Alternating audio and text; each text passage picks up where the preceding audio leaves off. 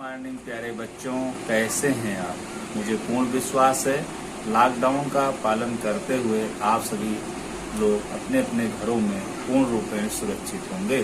प्यारे बच्चों, गत कई दिनों से मैं आप लोगों से ऑनलाइन माध्यम से जुड़ रहा हूं, जिसमें कि मैंने तमाम वीडियो क्लिप, टेस्ट एवं अनेक प्रश्नों की श्रृंखला को आपके बीच में रखता रहता हूं।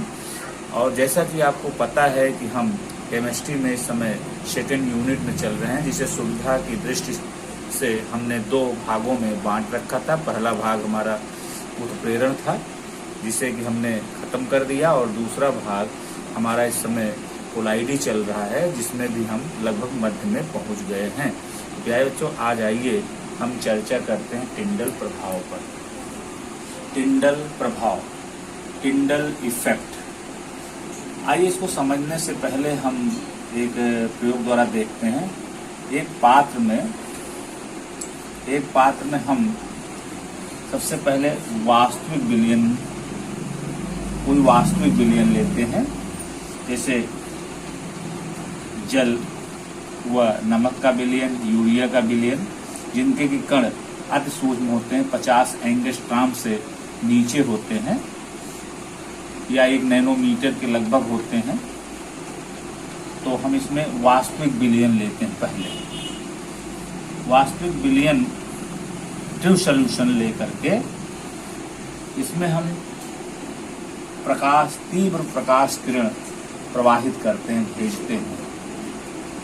बहुत ही तीव्र प्रकाश किरण इसमें हम भेजते हैं, और जब वह प्रकाश किरण विलयन के अंदर प्रवेश करता है तो इसके अंदर कौन सी घटना होती है उसे जानने के लिए हम इसके ऊपर एक सूक्ष्मदर्शी लगा देते हैं और उसी के द्वारा हम इसके अंदर होने वाली घटनाओं को हम देखते हैं।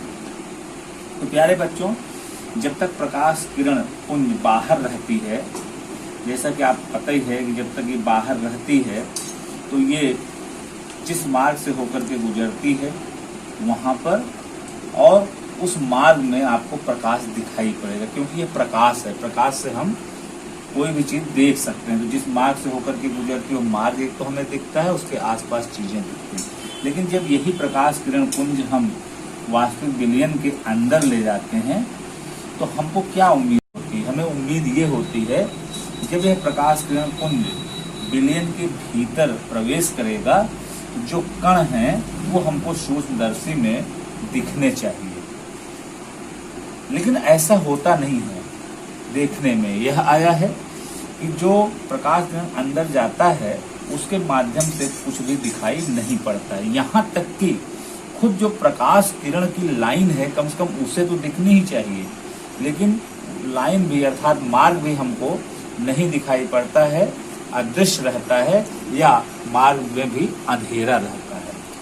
तो कुल मिलाकर हम यह समझ सकते हैं कि अगर हम वास्तविक विलयन यहाँ लेते हैं तो उसमें से अगर हम एक तीव्र प्रकाश किरण पुंज प्रवाहित करते हैं तो उसके मार्ग में हमें अंधेरा दिखाई पड़ता है या मार्ग इसका अदृश्य रहता है। अब आइए हम चलते हैं वास्तविक विलयन के स्थान पर। अब हम लोग कोलाइडी विलयन लेते हैं। कोई भी कोलाइडी विलयन हम यहाँ ले सकते हैं, और फिर उसमें हम तीव्र प्रकाश किरण को डालकर देखते हैं कि क्या होता है। तो जब हम तीव्र प्रकाश किरण पुंज को कोलाइडी विलयन के अंदर प्रवाहित करते हैं तो हम देखते हैं कि एक नई घटना हमको दिखाई पड़ती है। वह घटना ये होती है कि जो प्रकाश किरण पुंज का जो मार्ग होता है वो प्रदीप्त हो जाता है, यानी चमकने लगता है, यानी चमकीला दिखाई पड़ने लगता। पहले जब वास्तविक विलयन हम इसको प्रवाहित कर रहे थे तो हमें अंधेरा दिखाई पड़ रहा था, लेकिन जब हम इसे कोलाइडी विलयन में प्रवाहित किए हैं तो हमको मार्ग, जबकि वहां अंधेरा था लेकिन यहाँ पर प्रदीप्त हो जाता है, चमकता हुआ दिखाई पड़ता है। अब उस मार्ग की रचना अगर हम देखें तो हमको एक जो है शंकु के आकार की जो है संरचना यहाँ हमको बनती हुई दिखाई पड़ती। चमकीले शंकु के आकार की रचना यहाँ पर हमको बनती दिखाई पड़ती है, चमकता हुआ। ये जो चमकीला शंकु है, इस शंकु को हम खोज करता है एक वैज्ञानिक थे टिंडल। जिन्होंने 1869 ईस्वी में इस घटना की खोज की थी कि कोलाइडी विलयन में अगर हम तीव्र प्रकाश किरण पुंज को प्रवाहित करेंगे तो मार्ग में हमको एक शंख के आकार की संरचना दिखाई पड़ती है। तो इसकी खोज किया था टिंडल नामक वैज्ञानिक ने, उन्हीं के नाम से इसे टिंडल प्रभाव या टिंडल इफेक्ट कहते हैं, और इस शंख का नाम भी उन्हीं के नाम पर रख दिया गया, टिंडल शंकु या टिंडल कोन, इसे हम टिंडल शंकु भी कहते हैं। यहाँ पर हमने क्या समझा, हमने ये समझा कि अगर हम तीव्र प्रकाश किरण पुंज को वास्तविक विलयन अर्थात ट्रू सोल्यूशन में प्रवाहित करें तो उसका मार्ग अदृश्य रहता है, यानी हमको मार्ग में कुछ दिखाई नहीं पड़ता, अंधेरा रहता है। लेकिन जब हम यही तीव्र प्रकाश किरण पुंज को कोलाइडी विलयन में प्रवाहित करते हैं तो मार्ग हमको चमकता हुआ दिखाई पड़ता है, एक शंख के आकार की संरचना दिखाई पड़ती है जिसका नाम रखा गया टिंडल शंख।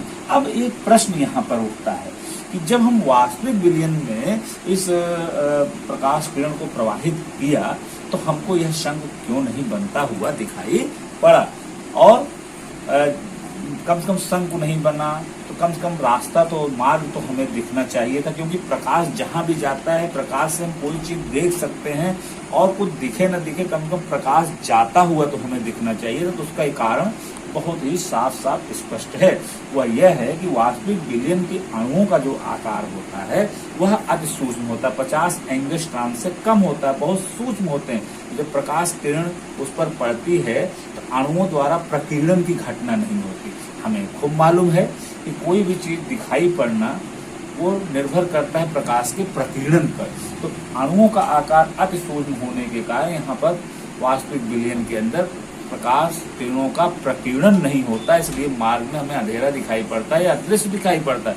लेकिन जब हम कोलाइडी विलयन में से तीव्र प्रकाश किरण पुंज को प्रवाहित करते हैं तो चूंकि कोलाइडी विलयन के अणुओं का आकार बहुत बड़ा होता है, ये 50 एंगस्ट्रॉम से 2000 एंगस्ट्रॉम के बीच में होता है, तो जब प्रकाश किरण जाते हैं तो कोलाइडी अणुओं से प्रकीर्णन हो जाता है, कणों पर प्रकीर्णन होता है, प्रकाश का प्रकीर्णन होता है, जिससे हमें मार्ग में चमकता हुआ दिखाई पड़ता, प्रदीप्त दिखाई पड़ता। अगर हम टिंडल प्रभाव की घटना को अपने दैनिक जीवन में देखना चाहें तो हम इसे देख भी सकते हैं, एक जगह और भी देख सकते हैं। कहाँ? कमरे के, अगर आपके कमरे में कोई खिड़की है या रोशनदान है और उससे प्रकाश किरणें कमरे के अंदर आ रही, तो हम उस प्रकाश किरण देखते हैं कि हमको धूल के कण तैर रहे होते हैं। तो वायु और धूल का कण ये कोलाइडी विलयन है, और अगर हम उस प्रकाश के मार्ग को देखें तो चूंकि वो कोलाइडी विलयन है, वायु और धूल का वह जो कमरे के अंदर, और उसमें वो प्रकाश किरण पुंज आ रही है खिड़की से या रोशनदान से, तो आप देखते हैं कि वो हमको उसमें कण तैरते हुए दिखाई पड़ते हैं, और मार्ग अगर हम देखते हैं तो शंख के आकार का दिखाई पड़ता है। तो इस प्रकार से हम वहाँ कमरे में भी देख सकते हैं। इसके अलावा अगर हम दूसरा और एक उदाहरण देखना चाहें तो प्रोजेक्टर पर देख सकते हैं। जैसे अगर आप पिक्चर देखने गए हों टॉकीज में, हॉल में, तो वहाँ आप देखते हैं कि पीछे से एक लाइट आती रहती है जो कि वो सामने प्रोजेक्टर पर या पर्दे पर गिरती है। अगर हम उस मार्ग को पलट करके देखें तो मार्ग में हमको जो आकार बनता हुआ दिखाई पड़ता है, शंख के आकार की संरचना हमको ऐसे बनती हुई दिखाई पड़ती है। तो जाहिर सी बात है, ये जो शंख के आकार की संरचना बन रही वो टिंडल शंकु है। वास्तव में उस हाल में, उस कमरे में जो वायु व धूल है वह एक विलयन है, और वह कोलाइडी विलयन है। और उस कोलाइडी विलयन में जब हम पीछे से लाइट भेजते हैं पर्दे पर गिरने के लिए तीव्र प्रकाश किरण पुंज, तो कोलाइडी विलयन होने के कारण वह हमको एक शंख के आकार की बनी हुई संरचना दिखाई पड़ती, साफ साफ दिखती है। तो ये रहा टिंडल प्रभाव। अब अगले में हम क्लिप में आपको आइए हम आपको अगले क्लिप में आपका स्वागत करते हैं। अब हम अगली चर्चा करेंगे वैद्युत कण संचलन के बारे में। तो वैद्युत कण संचलन को अंग्रेजी में कहते हैं इलेक्ट्रोफोरेसिस। यह एक बहुत अद्भुत सी घटना है जो कोलाइडी विलयन के में दिखाई पड़ती है। लेकिन इसको समझने से पहले आइए हम आपको लिए चलते हैं एक बार पुनः वास्तविक विलयन में। अगर वास्तविक विलयन को आप देखें तो अगर जैसे सोडियम क्लोराइड है उसका जलीय विलयन, ये वास्तविक विलयन है, यूरिया है और चीनी इत्यादि है। अगर हम सबसे पहले सोडियम क्लोराइड के जलीय विलयन को देखें तो अगर हम इसके जलीय विलयन को देखते हैं तो इस विलयन में हमको दो प्रकार के वैद्युत कण दिखाई पड़ते हैं, दो प्रकार के आवेशित कण दिखाई पड़ते हैं। एक कण है Na+ और दूसरा है Cl-। कुल मिलाकर के इसमें आप प्लस के कण देखेंगे, धनावेशित कण देखेंगे सोडियम+ और Cl- अर्थात ऋणावेशित कण देखेंगे। तो पूरे विलयन में दोनों प्रकार के आवेश आपको दिखाई पड़ते हैं, इसलिए विलयन यहाँ पर वैद्युत उदासीन भी होता है, क्योंकि दोनों आयनों की संख्या या मात्रा यहाँ पर या सांतता बराबर है। तो कुल मिलाकर के इस वास्तविक विलयन में आप देख रहे हैं कि अगर ये आवेशित ये विलयन है, आवेशित कणों का विलयन है, अगर वैद्युत संयोजक यौगिक का ये विलयन है तो वास्तविक विलयन, तो इसमें दो प्रकार के आयन बराबर मात्रा में या सांतता में दिखाई पड़ेंगे, धन और ऋण। लेकिन अगर हम आपको लिए चलें कोलाइडी विलयन में, तो यहाँ एक अजीबोगरीब घटना दिखाई पड़ती है। सबसे पहले तो आप ये जान लीजिए कि कोलाइडी विलयन जो होता है ये इसके अणु आवेशित कण होते हैं, इन पर कोई न कोई एक आवेश होता है, धन या ऋण।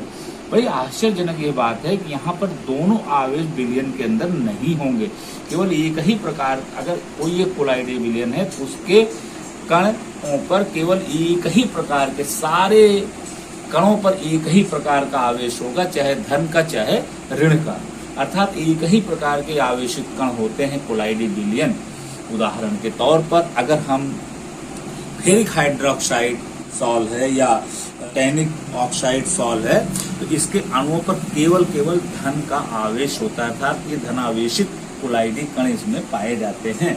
फेरिक हाइड्रोक्साइड है FeOH का अगर ये सॉल है, कोलाइडी विलयन है, तो इसके सारे कोलाइडी कणों पर केवल एक प्रकार का आवेश धन का ही पाया जाता है, अर्थात ये केवल धनावेशित कणों से मिलकर के बना होता है ये कोलाइडी विलयन। लेकिन अगर इसी के जगह पर कोई धातु है, जैसे गोल्ड है, सिल्वर है, एंटीमनी है या आर्सेनिक ट्राइसल्फाइड है, तो वह ऋणावेशित सॉल होता है, उसके अणुओं पर केवल एक ही प्रकार का आवेश अर्थात ऋणावेश पाया जाता है। तो इस प्रकार हम देख सकते हैं कि कोलाइडी कणों पर एक ही प्रकार का आवेश होता है, चाहे धन हो या ऋण हो। अब ध्यान दें, अगर किसी कोलाइडी विलयन में अगर आप इलेक्ट्रोड लगा करके, अर्थात एनोड व कैथोड छड़ लगा करके विद्युत धारा प्रवाहित करें तो क्या दिखाई पड़ेगा। आइए हम एक यू आकार की नली लेते हैं, इस यू आकार की नली में हम कोई कोलाइडी विलयन भर लेते हैं। मान लीजिए आपने कोलाइडी विलयन यहाँ पर फेरिक हाइड्रोक्साइड भरा, तो इसका कोलाइडी विलयन हम लेते हैं और इसमें हम, तो जाहिर सी बात है कि यहाँ पर सभी कणों पर धन का आवेश होगा। अगर हम यहाँ पर छड़ लगाते हैं, एक एनोड लगा देते हैं और एक छड़ जो है यहाँ पर हम कैथोड लगा देते हैं, तो हम देखेंगे चूंकि सभी कोलाइडी कणों पर धन का आवेश है, तो यहाँ पर अगर हम यही वास्तविक विलयन के अंदर देखें तो वहाँ पर आयन, धनावेशित आयन ऋण छड़ की ओर अर्थात कैथोड की ओर और ऋणावेशित आयन धन छड़ की ओर अर्थात एनोड की ओर गमन करते हैं। परंतु यहाँ कोलाइडी विलयन में ऐसा नहीं होता है। यहाँ पर फेरिक हाइड्रोक्साइड विलयन है, उस पर धन का आवेश है, ये धनावेशित कोलाइडी कण केवल एक प्रकार की छड़ की ओर गमन करते हैं, विपरीत आवेशित छड़ की ओर। तो चूंकि फेरिक हाइड्रोक्साइड का कोलाइडी विलयन हमने लिया है और इन सभी पर धन का आवेश है, तो ये मूव किधर करेंगे, ये मूव करेंगे कैथोड छड़ की ओर। अगर हम यहीं पर आर्सेनिक ट्राइसल्फाइड का विलयन लेते तो उनके सभी कणों पर ऋण का आवेश होता, तो जाहिर सी बात है तब वो कहाँ मूव करते, धन छड़ की ओर। इस प्रकार से कोलाइडी विलयन में आवेशित कण केवल एक ही प्रकार के अर्थात विरोधी या विपरीत आवेशित छड़ की ओर ही गमन करते हैं। इसी घटना को इलेक्ट्रोफोरेसिस अर्थात वैद्युत कण संचालन कहा जाता है। कल हम चर्चा करेंगे स्कंदन के बारे में, पेप्टीकरण के बारे में और अपोहन के बारे में। आइए हम आपसे यहीं पर विदा लेते हैं।